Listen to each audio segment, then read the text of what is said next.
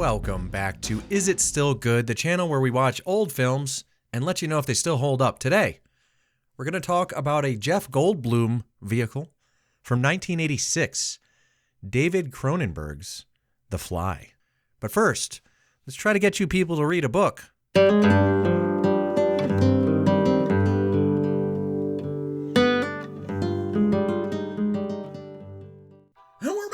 Okay, hopefully you bought my books, and now we're going to talk about The Fly. Oh, also, make sure you hit the bell, guys. We got to grow this channel. I'm trying to get monetized by February 1st. I don't know if it's going to happen. We're about a third of the way there. We got the watch hours. We just need the subs. So share this video, share other videos. Let's pump up this channel. That would make me very happy. Okay, here we go. David Cronenberg's The Fly 1986 remake. It's good. You know, Jeff Goldblum's in it. He gives a mesmerizing performance. Spoilers. Co-starring Gina Davis. But Jeff Goldblum plays the part of Seth Brundle. This movie was made on a budget from 9 to 15 million, somewhere in there, I forget. I'm looking over old notes. This is one of the first movies I reviewed for the channel, and we're redoing it. Howard Shore does the music. It made 60.6 million in the box office. Good for the time, I guess. Based on 1958's The Fly, which had a budget of $500,000 and made $3 million. So again, a success for its time. 20th Century Fox adapted from The Fly. We already said that. What else do I got? 80s poof heads. Goddamn poof heads I wrote. Oh yeah, they got big hair. I wrote 80s poof heads. By George Langeland. Langeland? Is George Langeland the guy that wrote The Fly originally? Yeah, Vincent Price told Jeff Goldblum he really liked his version. But he thought it went a little bit too far. So the baboon that was on set was really bad. It was a bad baboon. And Goldblum had to dominate him physically in some way. I don't know. It's weird. Look it up. Look it up. It's funny. Honey, eggs, and milk for the fly vomit. And boy, is that effective. I get eked out every time. Cronenberg was scared of the baboon, as he should be. I am afraid of all baboons. I don't advocate harm to any animal, but if a baboon were to touch me, he'd catch these hands. Moving on. Every time they show computers, I love all the fonts and sounds and stuff. It's so fun for me. It's so like tactile and fun. I wish computers still sounded like that. Gina Davis's character, Veronica Craft, goes straight to intimacy with Jeff Goldblum. I mean, this guy does nothing to earn it. Other than the fact that he was in shape at the time, I mean, he's in good shape. Maybe that's it. Maybe that's all it took. In the 80s, there was a lot of movies where, you know, protagonist dudes took off their shirt and these chicks just like did whatever for them, you know? If in real life this occurs, let me know. But I think it was just like an 80s film phenomena where women just like instantly trusted and loved you because you were the protagonist.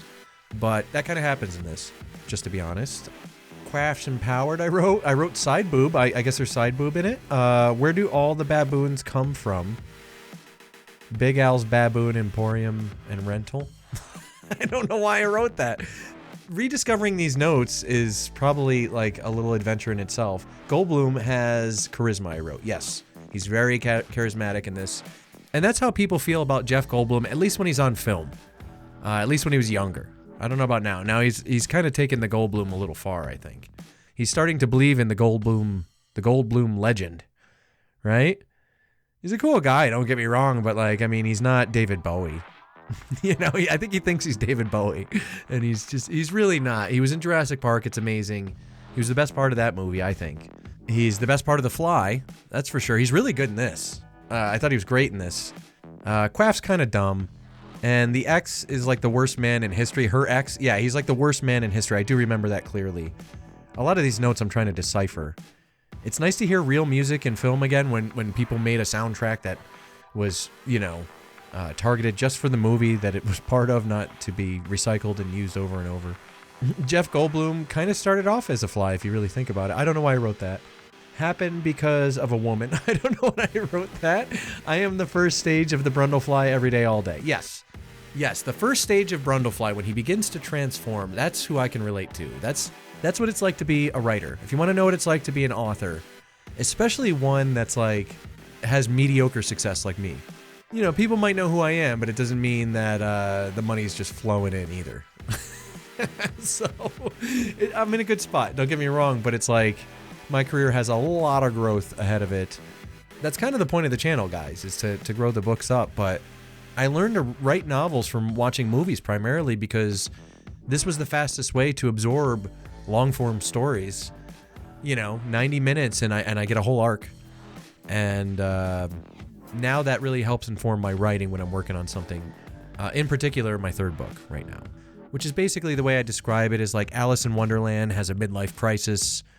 And even stuff in The Fly I can take pieces from and use for inspiration. So Be Afraid, Very Afraid, that comes from this movie. So it's iconic. Complete asshole saved the day. Oh, yeah, that's kind of the point. All right, so Gina Davis's Quaff's ex in The Fly, 1986 The Fly, is the worst man on the earth, okay? He's the worst man ever. I consider myself a non-violent person these days, and I would knock out homeostasis pretty damn quickly. I got to tell you that right now. He's just got a very punchable face, and something about his personality really sets me off. But consider this. He saves the day. He gets his foot melted off by freaking brundlefly acid. And then I think something else, like his hand or his guts or something. Like, I mean, it's just like excruciating. The amount of pain that man must have been in.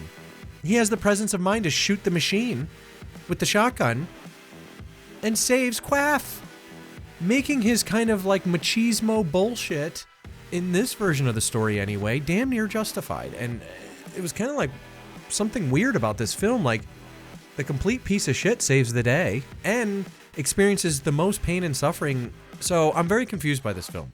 Let me know what you think about Quaff, about Seth Brundlefly, the gigantic asshole who saves everyone.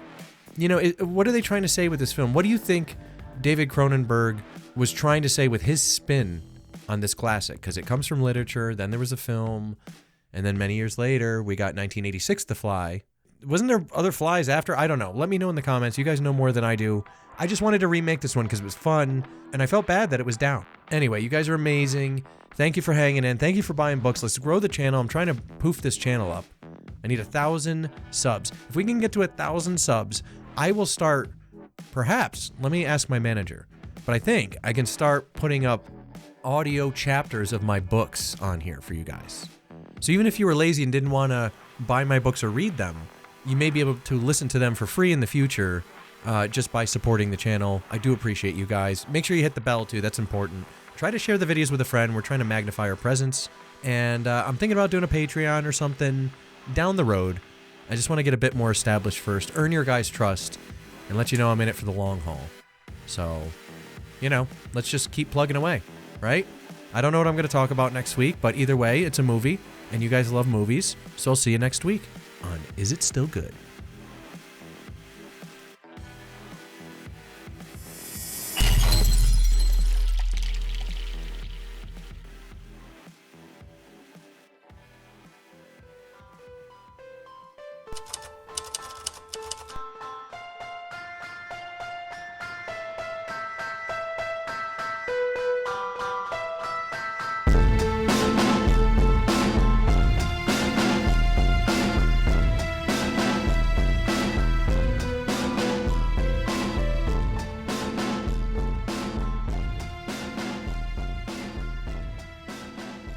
Don't be afraid. No, be afraid.